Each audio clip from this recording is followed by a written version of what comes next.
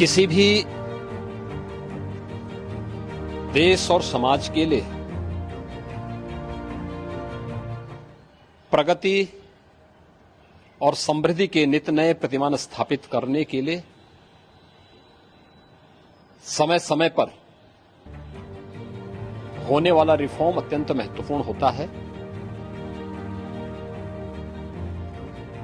लगातार हर एक फील्ड में पिछले 10 वर्ष के अंदर बेहतरीन रिफॉर्म करके भारत की अर्थव्यवस्था को एक सम्मानजनक स्थिति में पहुंचाने और दुनिया की 5वीं बड़ी अर्थव्यवस्था के रूप में भारत को स्थापित करने के लिए प्रधानमंत्री मोदी जी के नेतृत्व में काफी कदम उठाए गए, रिफॉर्म किए गए।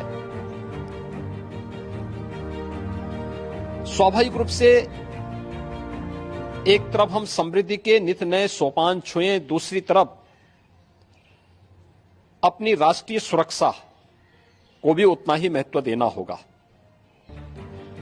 और राष्ट्रीय सुरक्षा को भी, चाहे वह सेना में, उनके साजो सामान में, आत्मनिर्भरता के लक्ष्य को प्राप्त करने का कार्य हो या फिर सेना के आधुनिकीकरण से जुड़े हुए एक त्वरित निर्णय लेने की गति को आगे बढ़ाने का, सेना भी इस रिफॉर्म के साथ आगे बढ़ी है।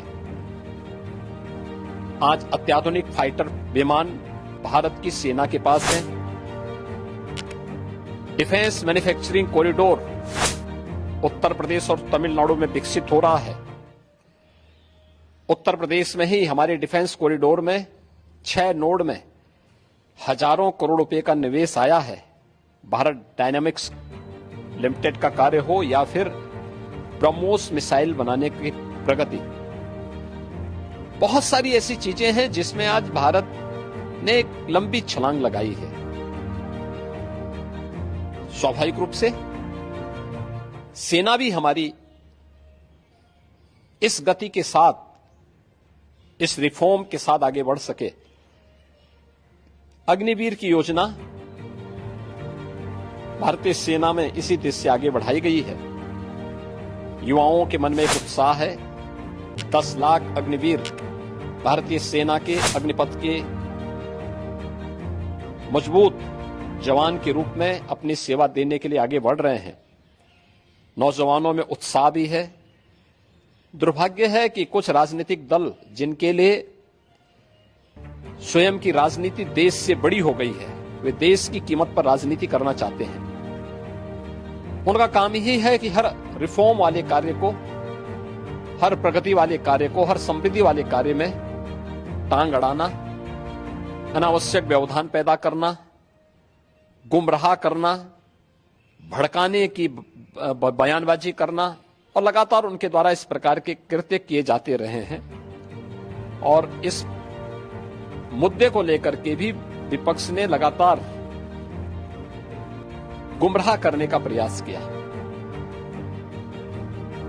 आज अग्निवीर में जहां युवा भर्ती हो रहे हैं, एक ट्रेंड युवा अग्निवीर की सेवा को पूरा करने के बाद उन्हें सेना में भी अच्छा अवसर प्राप्त होने वाला है।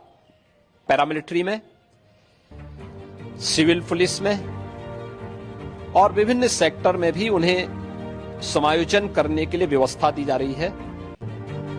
बीएसएफ ने, सीआरपीएफ ने, सीआईएसएफ ने, अन्य तमाम हमारे जो पैरामिलिट्री हैं, उन्होंने भी इस बात की घोषणा की है और उत्तर प्रदेश सरकार ने भी इस बात को कहा है कि अग्निवीर की योजना जैसे आगे बढ़ती है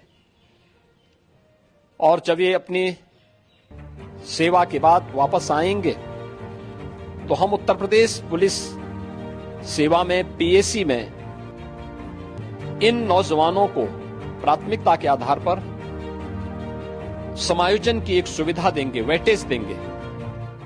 उनके लिए एक निश्चित आरक्षण की सुविधा हम अपनी सेना, अपनी पुलिस में उपलब्ध करवाएंगे। एक ट्रेन मैन पावर हमें मिलेगा, अनुशासित युवा हमें मिलेगा और इसका लाभ राज्य लेने के लिए पूरी तरह हम लोग प्रतिबद्ध होंगे कि उन ट्रेंड युवाओं को हम आगे बढ़ा सकें।